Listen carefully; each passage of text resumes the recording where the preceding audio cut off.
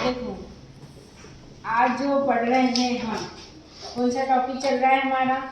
तंत्रिकी नियमन और समन्वय। अब आज बात करेंगे हम किसकी? मनुष्य के मस्तिष्क की। क्या आप जानते हो मस्तिष्क के बारे में पूरी डिटेल, बाहरी और आंतरिक संरचना? मनुष्य का मस्तिष्क जनरली यही है नियंत्रण और समन्वय का केंद्र। इससे पहले हमने बात करी केंद्रीय तंत्रिका तंत्र के दो भाग होते हैं, मस्तिष्क और मेरुरज्जु। फिलहाल हम किसकी बात कर रहे हैं? मस्तिष्क। लेकिन आपको याद होगा कि हमारा जो मस्तिष्क का पिछला भाग मेडुला ऑब्लांगेटा, सबसे आखिरी भाग ही पीछे की तरफ पतला होकर मुलायम डोरीनुमा रचना का निर्माण करता है, उसी को हम क्या कहते हैं? मेरुरज्जु। ठीक है। अब आता है हमारा मस्तिष्क, ब्रेन। कहाँ पाया जाता है?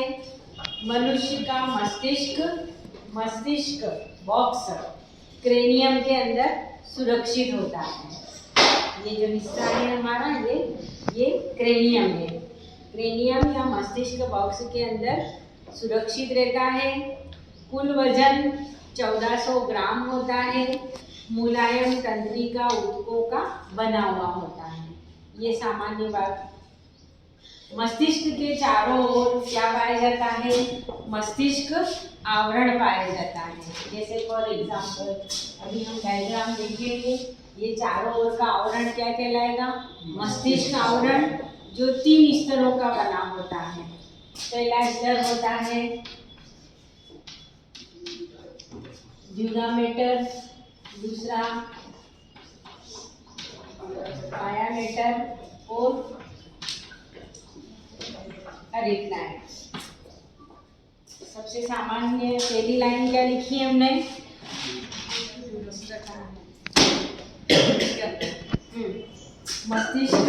मस्तिष्क बॉक्स में सुरक्षित होता है।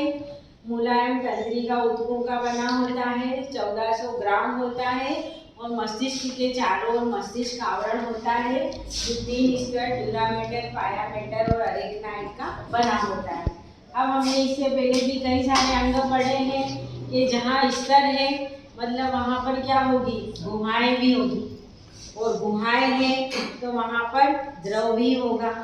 तो इन 3 स्तरों के बीच में 3 गुहाएं पाई जाती है। उन गुहाओं के नाम है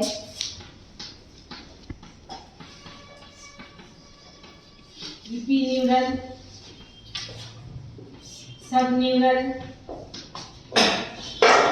और सब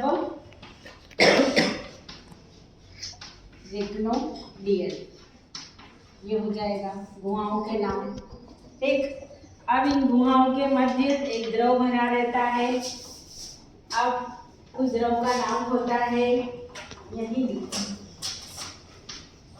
जो द्रव है cerebro spinal fluid, cerebro spinal द्रव, ये पाया जाता है। इस द्रव का काम ही क्या है? मस्तिष्क को बाहरी धक्कों से, सूखने से, रगड़ से बचाता है। और वैसे भी आपको मालूम है हमारे शरीर के हर अंग की बाहरी और आंतरिक सतह सामान्यतः क्या होती है? नम। बाहरी तो खैर हम नहीं बोलेंगे, स्किन के लिए बात होगी बाहरी में, तो बाकी आंतरिक सतह कैसी बनी रहनी चाहिए? नम, ताकि कार्य क्या हो? आसानी से हो। ये इतना याद हो गया। ये मस्तिष्क की बाहरी संरचना। कोई प्रॉब्लम इसमें? क्रेनियम में सुरक्षित होता है, 1400 ग्राम वजन होता है, मस्तिष्क आवरण पाया जाता है जिसके 3 स्तर होते हैं, ड्यूरामेटर, पायामेटर और अरेक्नाइड। इन स्तरों के मध्य गुहाएं होती है, इपीन्यूरल, सबन्यूरल और सब रेक्नोडियल। और इन गुहाओं में एक द्रव भरा रहता है, सेरिब्रो स्पाइनल द्रव, जो मस्तिष्क को बाहरी धक्कों से, सूखने से और रगड़ से बचाता है। इतना कॉन्सेप्ट क्लियर हुआ। अब आंतरिक संरचना में चलेंगे। ये तो आप बाहरी में लिखोगे। अब मनुष्य का जो मस्तिष्क है 3 भागों का बना होता है। हाँ, आंतरिक संरचना में पहला हो जाएगा अग्र मस्तिष्क, फिर दूसरा लिखेंगे हम मध्य मस्तिष्क, और तीसरा लिखेंगे पश्चिम मस्तिष्क। ये आप 10th में सामान्य जानकारी आपको है। अब हमारा जो अग्र मस्तिष्क है वो मस्तिष्क का सबसे बड़ा और विकसित भाग होता है आगे का, मतलब ज़्यादातर लगभग सभी क्रियाओं के नियंत्रण केंद्र कहाँ होते हैं? अग्र मस्तिष्क में। ऐसा नहीं कि पीछे वालों में नहीं है, यहाँ भी है, लेकिन मेजोरिटी होती है अग्र मस्तिष्क में। अब अग्र मस्तिष्क भी 4 भागों में विभाजित होता है। क्या आपको नाम मालूम है? पहला भाग होता है सेरिब्रम, या हिंदी में कहते हैं इसको प्रमस्तिष्क। अब ये पूरे अग्र मस्तिष्क का, यह अग्र मस्तिष्क बोलो या पूरे मस्तिष्क का भी बोल सकते हैं, सबसे बड़ा विकसित और 2/3 भाग होता है। यानी ज़्यादातर, अभी जो मैं अग्र मस्तिष्क के लिए बोल रही थी वो टर्म किसके लिए एक्चुअल में? सेरिब्रम है ना, हाँ सेरिब्रम। सबसे बड़ा विकसित और लगभग क्रियाओं के नियंत्रण केंद्र यहीं पर पाया जाता है, और ये 2/3 केंद्र बनाता है। देखो 3 भाग है, 3 में से 2 भाग तो किसके हैं? इसी के ही हो जाएंगे, कोई प्रॉब्लम। दूसरा भाग होता है, बताओ, थैलेमस नहीं, हाइपोथैलेमस। अब सबको थोड़ी थोड़ी भूख लगने लग रही होगी, हाँ लग रही होगी ना? तो अचानक भूख लगी क्या? लगना शुरू हुई। थोड़ी देर बाद यदि मैं तुमको पढ़ाती रहूं, छोटी रेस्ट हो ही नहीं हमारी, तो तुम्हारे को भी तकलीफ होगी और मुझे भी होगी, क्योंकि मुझे भी लग रही थोड़ी थोड़ी भूख। अब कंटिन्यू हम बैठे रहते हैं, मौसम चेंज हुआ। अभी आपने देखा होगा, पहले आप घर से बॉटल ला रहे थे तो शायद हम इतनी सी पी पा रहे थे और बाकी भरी हुई वापस ले जा रहे थे। और अब क्या हुआ अभी 2 दिन से कि वो पहले दूसरे पीरियड में ही बॉटल खत्म हो रही और भर के लानी पड़ रही। हो रहा है मतलब भूख प्यास। अब भूख प्यास से ही बाकी भावनाएं भी नियंत्रित होती है। यदि हम पेट भरा हुआ है, सब कुछ संतुष्ट है, तो ना तो हमको गुस्सा आएगा, ना हम चिड़चिड़े होंगे, कुछ भी नहीं होगा। तो भूख प्यास और भावनाओं का नियंत्रण केंद्र कौन होता है? हाइपोथैलेमस होता है। कोई प्रॉब्लम? जहाँ हाइपोथैलेमस में गड़बड़ हुआ, वो व्यक्ति देखा होगा किसी को बहुत ज़्यादा गुस्सा आता है तो उसका हाइपोथैलेमस क्या है? बहुत ज़्यादा सेंसिटिव है। इसलिए उनमें यह नहीं, व्यक्ति का दोष नहीं है, इस भाग का दोष है। ठीक है, किसी का सक्रिय होता है और कोई तो इतना वो होता है, क्या बोलते हैं मालवी में, हाँ जो भी है, उसको भले कुछ भी बोल दो उसको कोई फर्क ही नहीं पड़ता है। तो ये है, और जिसका सामान्य है उसकी भावनाएं समय समय पर जैसी प्रदर्शित होना चाहिए। गुस्से की बात हुई तो गुस्सा आया, हंसने की बात हुई तो हम हल्के से मुस्कुराए, ठहाका मारने की बात आई तो ठहाका भी मारते करते। क्रिया के अनुसार हमारा बिहेव, यानी ये नियंत्रण केंद्र कौन होता है? हाइपोथैलेमस। इसके बाद अगला भाग डायनसेफेलॉन। क्या जानते हैं उसके बारे में? ये तीसरा भाग होता है, और इससे रिलेटेड एक लाइन याद रखना है कि डायनसेफेलॉन में गुहा होती है सेला टर्सिका, और इसी के अंदर कौन पाया जाता है? पीयूष ग्रंथि लटकी हुई पाई जाती है इस गुहा में। और पीयूष ग्रंथि ही क्या करती है? शरीर की सभी अंतःस्रावी ग्रंथियों पर नियंत्रण रखती है, इसीलिए हम उसको मास्टर ग्लैंड या मास्टर ग्रंथि कहते हैं। इसके बाद अगला भाग क्या है यहाँ पर? घ्राण पिंड। घ्राण मतलब क्या होता है? सूंघना, यह अग्र मस्तिष्क का सबसे आखिरी भाग होता है और यहाँ पर क्या पाया जाता है, सूंघने के क्षेत्र पाए जाते हैं। और ये वाला भाग सबसे ज़्यादा किसका विकसित होता है, कुत्तों का। घ्राण शक्ति कितनी ज़्यादा होती है हमारे अंदर, तो बस खाने पीने की चीज़ें या छोटी मोटी स्मेल देख सकते हैं अपन, बाकी उनमें सबसे ज़्यादा विकसित होते हैं ये घ्राण पिंड। कोई दिक्कत इसमें। और जो मैं बोल रही हूँ इतना ही आपको लिखना भी है, कथा नहीं हो रही है, ठीक है। इसके बाद मध्य मस्तिष्क। मध्य मस्तिष्क के भी दो भाग होते हैं, क्या मालूम है आपको? मध्य मस्तिष्क के दो भाग, प्रमस्तिष्क तंतु और दूसरा होता है कार्पोरा क्वाड्रिजेमिना, ये होते हैं। मस्तिष्क तंतु, तंतु मीन्स क्या समझते हैं अपन, धागे का। और धागे का काम क्या होता है, चीजों को जोड़ना। अब यहाँ कोई चीज या वस्तु नहीं है, हम क्या पढ़ रहे हैं, मस्तिष्क पढ़ रहे हैं। मतलब, और ये कौन सा भाग है, मध्य मस्तिष्क का। मतलब इसका काम होता है अग्र मस्तिष्क और पश्चिम मस्तिष्क और मस्तिष्क के सभी भागों को आपस में जोड़ना, ये काम होता है प्रमस्तिष्क तंतु का, ठीक। इसके बाद कार्पोरा क्वाड्रिजेमिना। क्वाड्री शब्द आ रहा है, घ्राण पिंड तो दो होते हैं, लेकिन क्वाड्री मतलब चार होते हैं। और ये होता है दृष्टि पिंड, देखने का जो क्षेत्र है वो कहाँ पाए जाते हैं, मध्य मस्तिष्क में। कोई प्रॉब्लम, ये इतना लिखना रहेगा। इसके बाद हमारा क्या आता है, पश्चिम मस्तिष्क। इसके भी तीन भाग होते हैं, या नाम मालूम है सबको, अनुमस्तिष्क या इसको कहते हैं सेरिबेलम।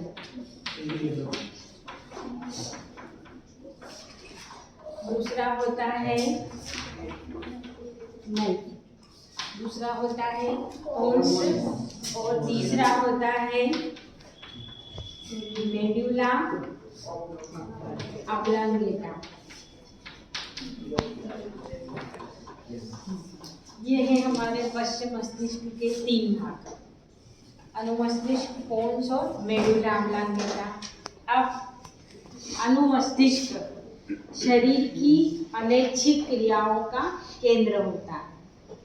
ज़्यादातर तो हमारी ऐच्छिक क्रियाएं होती है, लेकिन शरीर में कुछ ऐसी क्रियाएं भी होती है जो अनैच्छिक होती है, उसमें मनुष्य का कोई नियंत्रण नहीं होता है, लेकिन फिर भी ये क्रियाएं किनके द्वारा नियंत्रित होती है, अनुमस्तिष्क। अब पोन्स, अब देखो ये दोनों के बीच में है, तो इसका काम भी क्या होता है, जोड़ना। और इसके तीन लोब होते हैं, जैसे ये इस तरीके की रचना होगी और बाहर की तरफ दो लोब होंगे। तो केंद्रीय भाग कहलाता है इसका, एक मिनट देख लूँ, केंद्रीय भाग कहलाता है इसका वर्मिस। क्या कहलाता है, वर्मिस, ठीक है, कहीं कोई गलत नहीं, कोई प्रॉब्लम, बस इतना ही लिखना है। और ये भी क्या करता है, अनुमस्तिष्क और मेडुला ऑब्लांगेटा या पश्चिम मस्तिष्क को अग्र मस्तिष्क और मध्य मस्तिष्क से जोड़ता है। कोई प्रॉब्लम। इसके बाद जो सबसे आखिरी भाग होता है, ये पीछे की तरफ पाया जाता है, जो छिद्र होता है फोरामन मैग्नम, उससे बाहर निकलता है और मेरुरज्जु का निर्माण करता है। और ये मस्तिष्क का सबसे पिछला भाग होता है। तो यदि प्रश्न आता है आपके कि मनुष्य के मस्तिष्क की संरचना का स्वच्छ नामांकित चित्र सहित वर्णन करो, तो ये इतना सब लिखना रहेगा। पर अभी आप लोगों ने पूछा ही नहीं और मैं भी भूल गई बताना। मैंने इन सबका तो बता दिया तुमको, इसका तो बताया ही नहीं। हाँ, का ये तो सबसे खाली एक ही लाइन में खत्म कर दिया हमने कि 2/3 भाग होता है। अब इसका बताना बाकी है, बाकी सबका क्लियर हो गया। और एक प्रश्न और बनता है यहाँ पर कि प्रमस्तिष्क और अनुमस्तिष्क में अंतर लिखो या सेरिब्रम और सेरिबेलम में अंतर लिखो। अब देखो इसका थोड़ा सा समझिए आप। अभी हमने लिखा कि जो प्रमस्तिष्क मस्तिष्क का सबसे बड़ा और विकसित भाग होता है। अब आपने वो देखो मस्तिष्क का डायग्राम दिख रहा है आपको, इस तरीके की रचनाएं बनी हुई दिख रही होती है, दिख रही कि नहीं दिख रही है, दिख रही उभरी हुई रचनाएं। तो प्रमस्तिष्क के अंदर बाहर की तरफ गोलाकार उभरी हुई रचनाएं पाई जाती है, इन्हें वलन या फोल्ड कहते हैं। और इनको जहाँ कहा जाता है ग्यारी, क्या कहते हैं? ग्यारी। ठीक, अब एक मध्यवर्ती दरार के द्वारा देखो, दिख रही है दरार, जैसे ये इस तरीके से ऐसे मध्यवर्ती मीडियन फिशर के द्वारा हमारा प्रमस्तिष्क 2 भागों में बढ़ जाता है। इन भागों को कहा जाता है सेरिब्रल हेमिस्फीयर या हमारे गणित की भाषा में गोलार्ध। प्रमस्तिष्क गोलार्ध में यानी सबसे बड़ा भाग है, उभार और वलन पाए जाते हैं, इनको ग्यारी कहते हैं। और एक मध्यवर्ती दरार या मीडियन फिशर के द्वारा ये 2 भागों में बटा रहता है, जिन्हें प्रमस्तिष्क गोलार्ध कहते हैं। अब इन फोल्ड के कारण आप देखो हमारा जो प्रमस्तिष्क है इन खांचों के कारण 5 भागों में बढ़ जाता है, 1 2 3 4 और 5, जिन्हें क्रमशः कहते हैं फ्रंटल, पेराइटल, टेम्पोरल और ऑक्सीपिटल और इंसुला। ये सब आपको लिखना पड़ेगा शॉर्ट में। ठीक, यहाँ पर एक गुहा पाई जाती है, इसके कारण एक तो यहाँ बाहरी भाग बन जाता है और एक भीतरी भाग बन जाता है। अब इस बाहरी भाग को कहा जाता है कॉर्टेक्स। क्या कहते हैं? बाहरी भाग को कॉर्टेक्स कहते हैं।